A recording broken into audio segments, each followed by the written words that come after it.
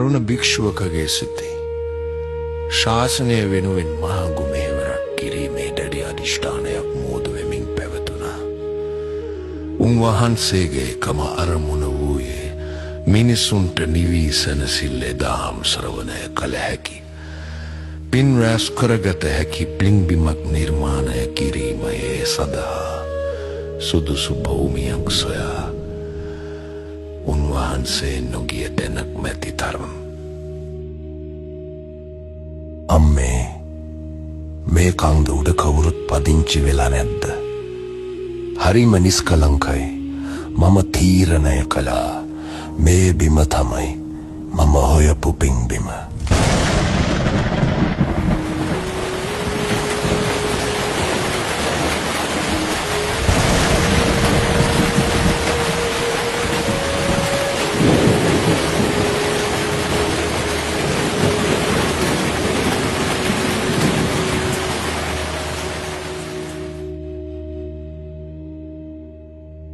ගලින් ගල සිමෙන්ති පිඩකින් පිඩ ඉහළට නැගුණේ.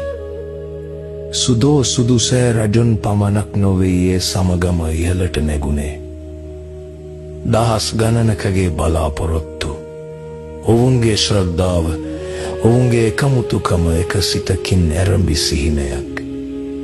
දැන් මුළු රටකම සිහිනයක් බවට පත්වෙමින් තිබුණා හන්තාන කඳු මුදුන.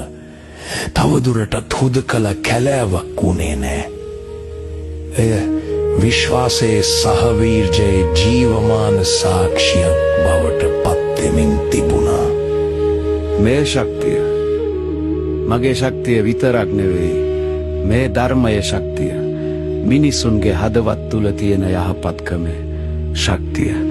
මම දකින්නේ එකම දෙයයි, බුදුරජාණන් වහන්සේ දේශනා කළේ උතුම් එකමුතුකමේ බලය. සාදු සාදු සාදු.